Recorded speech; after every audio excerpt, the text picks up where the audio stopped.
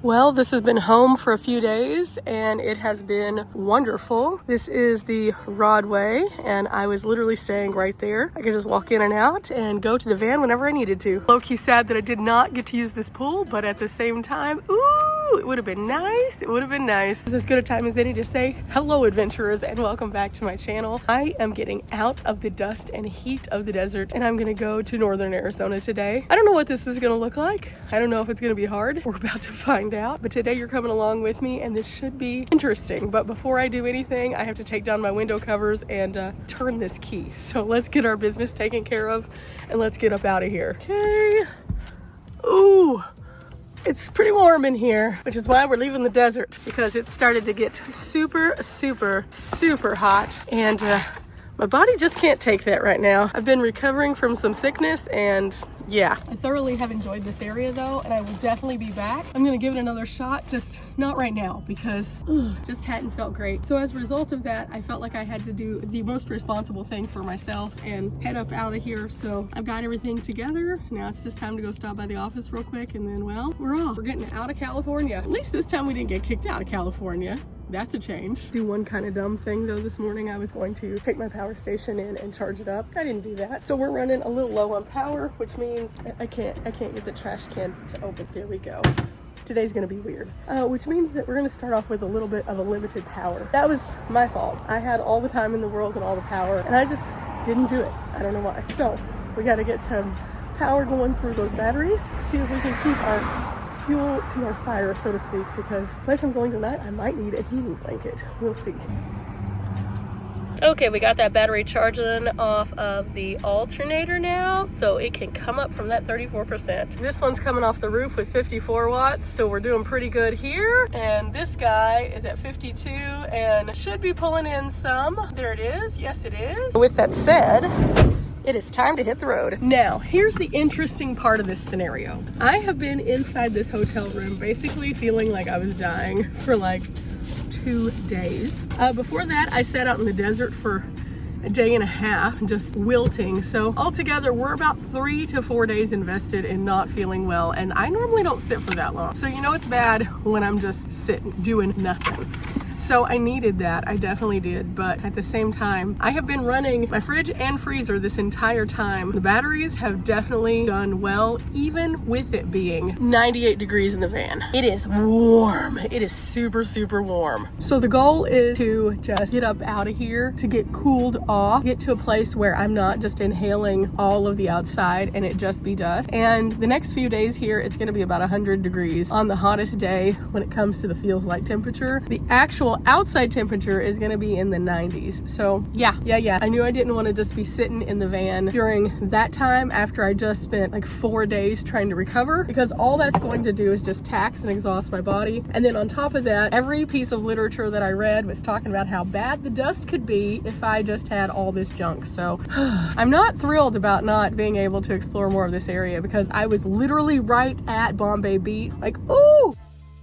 So next time I come back, I'll have a whole agenda planned of things. I also have some really cool pamphlets that I picked up, and I have some things that I was gonna do with Riley and Aisha that I'm just not gonna be able to do until next time, and that's okay. That's just how life is sometimes. So with that, I have to pull up a map, and then I think it's like a 4-hour drive, but we're about to find out. So eek.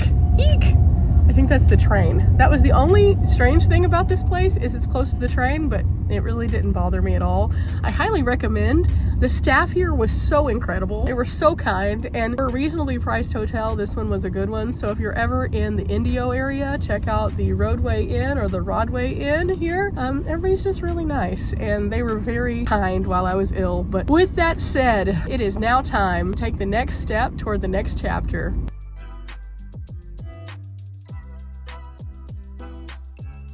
Off gas is only $3.89 here, which is insane.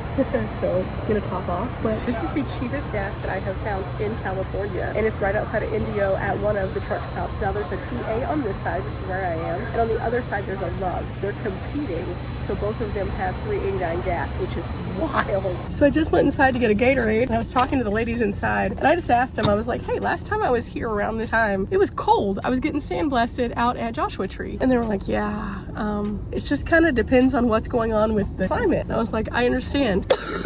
Anyway, they were like, it just kind of depends on what's going on with the temperatures and the climate. And this year it is about 20 degrees warmer for this time of year than it normally is. So it's not just me, It is actually legitimately super stupid hot. And they said that that's kind of concerning because that means that it's probably going to be a very, very, very hot summer in this area. And you know, they get pretty warm here already, but 20 degrees more. Wow. You know, I was talking to my parents, kind of trying to figure out like what's going on with them, and they said that they had just got a dusting of snow. And so in comparison, yeah, the world's just weird right now. We're off, we're all set now. I have something to hydrate my soul. I have something to give me a little bit of food. And now we just have to get the map pulled back up.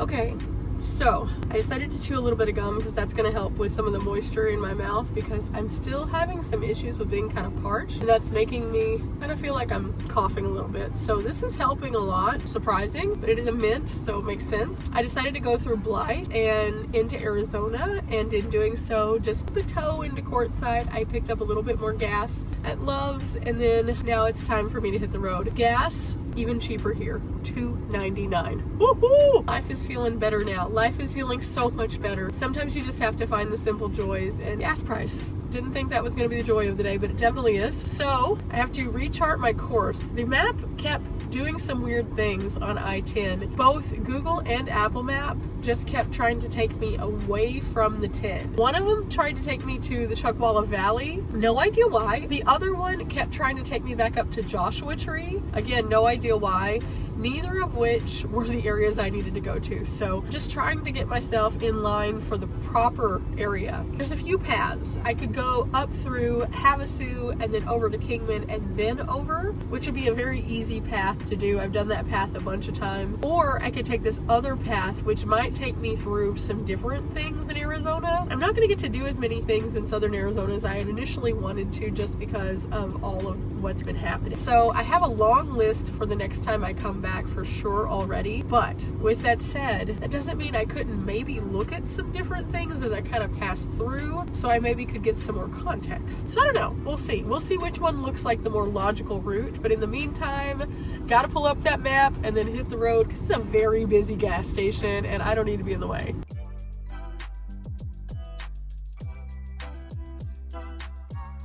Okay, I stopped off to get a little bit of gas and then also to get another Gatorade. I'm about an hour out from where I need to be. I'm surviving.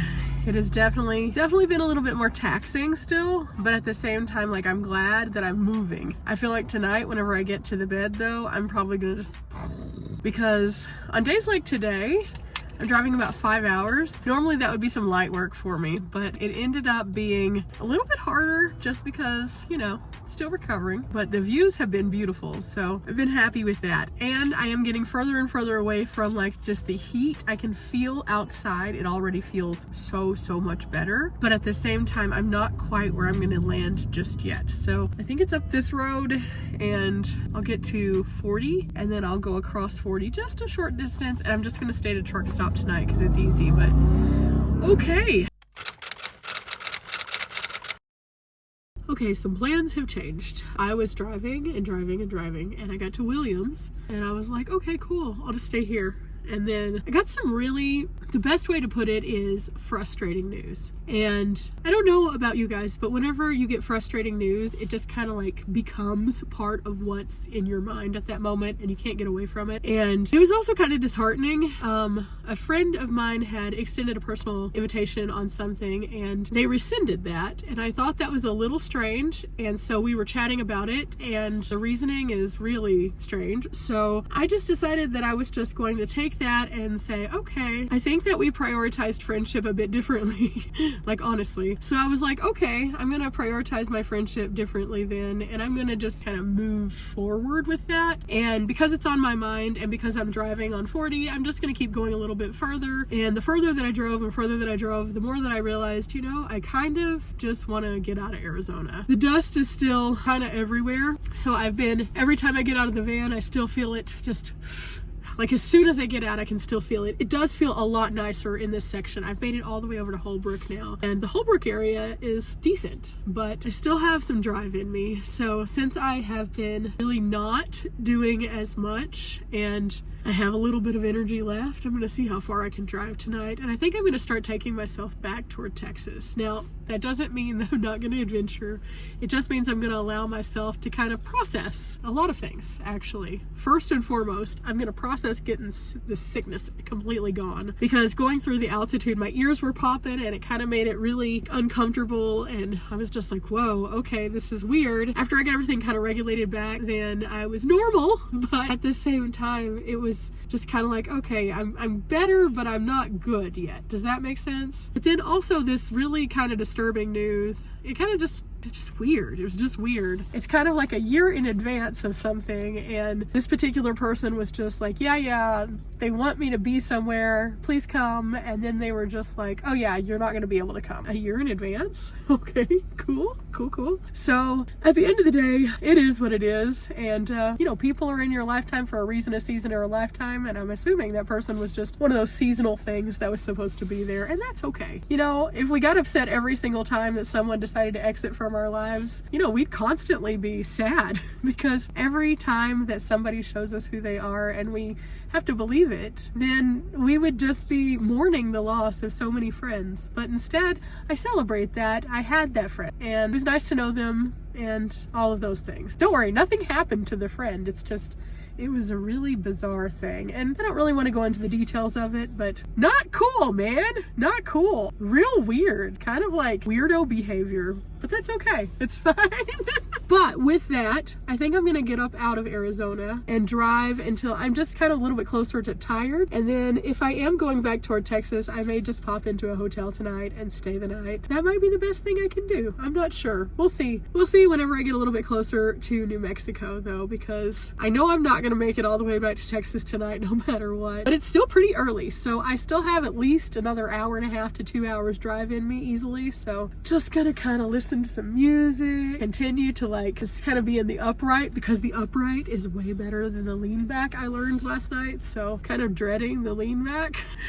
And then tomorrow I'll probably just take myself the rest of the way back to Texas. And I know this is kind of a disappointing way to wrap up this adventure series here, but at the same time, when sickness happens, it kind of derails everything. I think we all know normal sickness is like, hey, I don't feel so well, then I sleep for a day and then, oh, I'm better now. But this has been like many days and it just continues going, and that's kind of still scary. So I would like to be closer to family, I think, and well, we'll see what goes on from there. And after that, after I start to feel better, I just have to like rethink and reframe and find the joys, even if the joys are just that I found cheaper gas, or even if the joys are that in a struggle time I was able to just keep on going and prevail. And I think that that's the bigger thing. We still have to remain positive and remember that we're not here for a long time, but we are here for a good time. Ultimately, that is the phrase that fuels me every day. And on the days where I'm not feeling so good, I lean a little bit more into that.